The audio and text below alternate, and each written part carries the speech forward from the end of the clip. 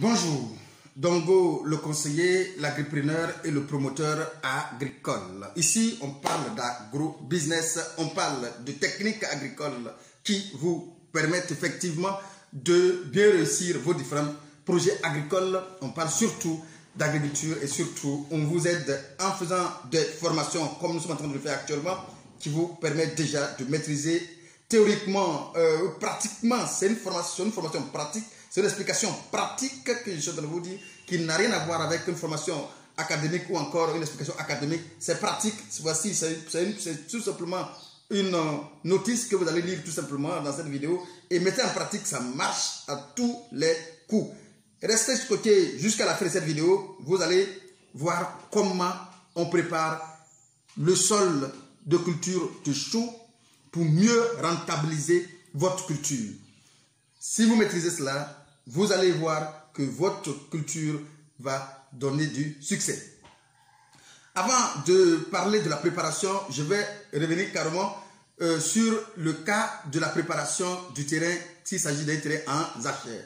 Et bien évidemment, il n'y aura pas grand chose à effectuer. Il va falloir tout simplement nettoyer votre champ. Et vous, une fois fini de nettoyer, vous allez tout simplement mettre le feu s'il faut mettre le feu. Après avoir fini de faire un pare-feu, bien sûr, et vous brûlez et vous faites le ratissage, l'embellissement. Et pap, on commence maintenant à la préparation du sol proprement dite. Ok, ici, je vais mettre du temps à expliquer étape par étape chaque activité et pourquoi on doit le faire. Le chou, il faut savoir, a besoin d'un certain nombre de conditions pour pouvoir se déployer, se développer et donner un meilleur rendement. Quand on dit 20, 30, 40, 60, 80 tonnes à l'hectare, c'est possible, mais seulement il faut mettre le chou dans les conditions de 30 tonnes, dans les conditions de 40 tonnes, dans les conditions de 80 tonnes, ainsi de suite. Donc, parmi tant d'autres, nous allons vous donner certaines explications pour mettre votre culture dans les conditions de minimum 30 tonnes. Bien. Alors, le travail du sol est très important pour la culture. Il faut savoir que la plupart des plantes ont des racines plus ou moins superficielles. C'est le cas du chou, par exemple. Leur racine est superficielle. Du coup, cette culture aura des difficultés de fixer ses racines pour effectivement favoriser la croissance. Et il faut savoir, on ne peut pas avoir de croissance ou de développement extérieur, mais des feuilles, des branches, s'il n'y a pas de croissance ou encore de fixation en profondeur de la racine. Les deux sont proportionnels. C'est quand la racine se fixe que la plante pousse et va en hauteur. Sinon, la plante n'ira pas en hauteur si la racine ne va pas aussi en profondeur. Alors, il est important donc de mettre la plante, de permettre à cette plante-là, ou bien à ces racines-là, de se fixer et de s'enfoncer facilement. Je parle du pivot, de se fixer et de rentrer en profondeur facilement pour permettre alors à la plante de manière extérieure à se déployer, à se développer. C'est pourquoi, ici, dans le cadre de la préparation de votre sol, il faut veiller à ce que lorsque votre plante sera plantée, dans le développement ou bien dans la fixation de ces racines, ça ne soit pas frayé à un obstacle pendant le processus de la fixation de cette racine. Si ça heurté à un obstacle, effectivement, cette racine-là va prendre du temps pour se frayer un autre chemin, pour se trouver un autre chemin, un autre passage pour se fixer. Pendant ce temps, la croissance extérieure va être stabilisée, va être stoppée, là net, en attendant que la racine puisse traverser et trouver un moyen pour pouvoir parvenir à alimenter la plante considérablement. Donc ici, C'est pourquoi nous conseillons que lorsque comment on appelle ça, votre culture est de petite taille, excusez-moi, il faut de bavarder, on peut utiliser des matériels comme les petits dabas pour travailler le sol en faisant soit le bion, soit un labour profond, superficiel, un labour profond, superficiel. Il faut savoir effectivement que la racine aussi va à une profondeur d'environ 30 à 20 cm. Donc du coup, attention, la partie arable de votre sol doit être gérée de sorte à ce que la plante puisse utiliser cette partie arable-là pour ne pas perdre effectivement la matière organique qui est sur cette partie, c'est-à-dire cette couche, la première couche du sol, c'est la partie arable. C'est la partie dont la plante a besoin pour son développement. Du coup, c'est la partie-là qu'il faut vraiment gérer. Et c'est pourquoi, lorsque on fait le labour, il faut veiller à ne pas trop avoir les dents des machines que vous utilisez, à ne pas trop les enfoncer. Et surtout, il y a des machines qui retournent le sol. Il faut faire attention pour ne pas que ça puisse ramasser la partie qui n'est pas beaucoup plus fertile et nous donner à l'extérieur et donner la partie qui est fertile et l'enfouir trop en profondeur. Vous savez, la plante aura du temps pour atteindre cette partie fertile. Du coup, la croissance de l'arbre, de la plante ne sera pas vraiment à la hauteur, d'où le rendement ne sera pas aussi à la hauteur. C'est très important. Les 15 premiers jours de la mise en place de la culture sont très importants pour la croissance de la plante tout simplement.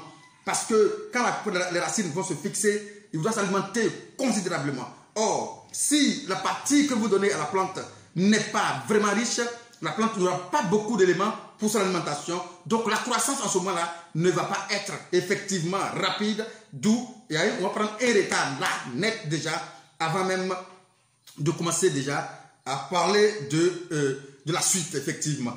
C'est très important de ne pas trop enfouir et de ne pas trop renverser votre sol.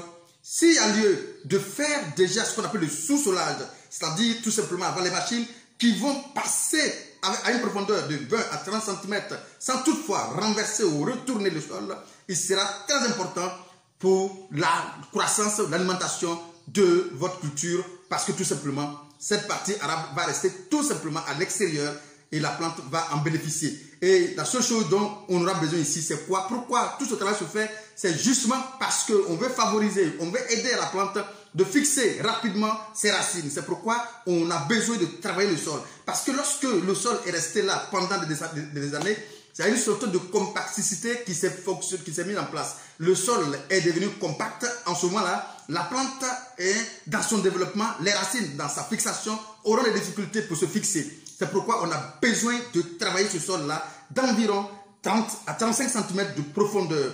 30 à 35 cm de profondeur, ça peut se faire soit avec un labour profond à plat, tout simplement, et ça peut se faire avec des bionnages, tout simplement. Ça peut se faire aussi avec des planches, effectivement. À vous de choisir, mais si vous avez la possibilité de faire un sous-solage, c'est ce qui est conseillé parce que c'est ce qui est favorable pour la culture correctement. Alors, en ce qui concerne effectivement les écartements, les dispositifs qu'il faut respecter dans ces cas de figure. Alors, lorsque nous sommes dans un cas où nous allons faire un sous-solage et que effectivement on a labouré le sol sans toutefois remuer le sol tout simplement, on va maintenant faire ce qu'on appelle un dispositif tout simplement sur ce sol-là en respectant quand même un certain nombre de dimensions entre les lignes et un certain nombre de dimensions sur les lignes, entre les lignes et sur les lignes. Entre les lignes, qu'est-ce qu'il faut comprendre? Entre les lignes, s'il s'agit d'un labour à plat, qu'est-ce qu'il faut faire? Il faut entre. Attention, là encore, ça dépendra de la taille de pommes que vous cherchez.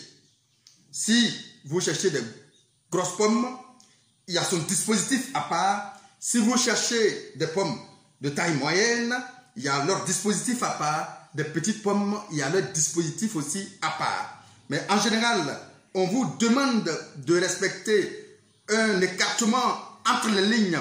C'est-à-dire, voici une ligne ici, voilà une ligne là, vous allez laisser entre 0,70 mètres à 1,20 m. 0,70 mètres à 1,20 m, même à 1,50 m, dépendant de ce que vous cherchez, dépendant de votre objectif. Si votre objectif, c'est de tout simplement avoir des tailles de grandes pommes, tout simplement, vous allez aller jusqu'à 1,20 m. Si vous voulez des pommes de taille moyenne, 1 mètre, 0,90, ça dépendra de vous. Si vous voulez aussi des tailles de grandes, de petites tailles, bien évidemment, 0,70 mètres, je pense que ce sera favorable, bien effectivement. Maintenant que vous avez fini de tracer avec ça, de mettre votre dispositif en place, sur les lignes, il est conseillé effectivement, en fonction, bien évidemment, de ce que vous cherchez, comme pomme, comme la taille de pomme, tout simplement, il est important de savoir que ça oscille entre 0,30 mètres à 0,60 mètres, dépendant, bien évidemment, de la taille des pommes que vous cherchez. Et surtout, ça dépend aussi de la période à laquelle vous faites votre culture. Si vous faites une culture en saison sèche, il faut savoir que vous avez la possibilité de serrer. Et cette possibilité de serrer va vraiment permettre à votre culture de s'épanouir réellement, parce que la chaleur, bien étant donné que les feuilles vont s'entremêler, la chaleur ne va pas, bien évidemment, va attaquer totalement votre culture, la terre. Donc, il va avoir une bonne humidité au niveau de votre sol, parce que les feuilles ont caché avec leur ombrage l'ensemble de la couche de votre sol, de votre terre. Si vous êtes en période de pluie, il est important de séparer, parce que cette période renferme beaucoup de parasites, fongiques, bactéries, tout ce que vous connaissez en cette période, et ils sont en train de se nourrir considérablement. Donc, il est très important en ce moment-là d'aérer considérablement votre culture, de sorte à ce que vous ne serez pas confronté à des attaques fongiques, à des attaques de bactéries, à des attaques d'acariens. Très important. Le cas de bions. Lorsqu'on est en face des bions, qu'est-ce qu'il faut comprendre?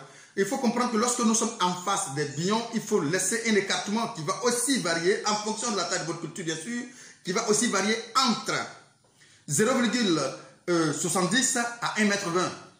Le cas de même bion, hein, attention, c'est la même chose. Hein. Il faut dire que les bions et le labo à plat, c'est pratiquement le même dispositif. On ne va pas s'éterniser dessus. Prenons le cas où nous sommes en train de faire maintenant notre culture sur des planches. Dans ce cas-là, il faut savoir que entre planches, où il y a la possibilité de laisser entre 0,50 mètres à 0,80 mètres entre planches. Maintenant, sur planche, vous allez avoir la possibilité de mettre un dispositif qui va osciller entre 0,40, même 0,30 à 0,40, 50, ça dépendra de vous, ça dépendra de ce que vous cherchez effectivement. Ça veut dire que sur les lignes, sur la planche, vous allez laisser un intervalle de 0,50 entre les pieds, tout simplement, ou encore un intervalle de 0,30 entre les pieds, tout simplement. Et je pense que c'est ce qu'il faut comprendre, c'est ce qu'il faut savoir, tout simplement. Voilà. Donc, voici un peu ce qu'on peut vous dire sur la mise en place, la préparation réellement de votre parcelle lorsque vous voulez mettre, bien évidemment, la culture de choux en place. Alors, nous allons nous arrêter là pour ne pas rendre la vidéo trop longue. On va continuer encore une fois pour la mise en place de votre pépinière de choux. Restez scotché pour la suite de votre formation.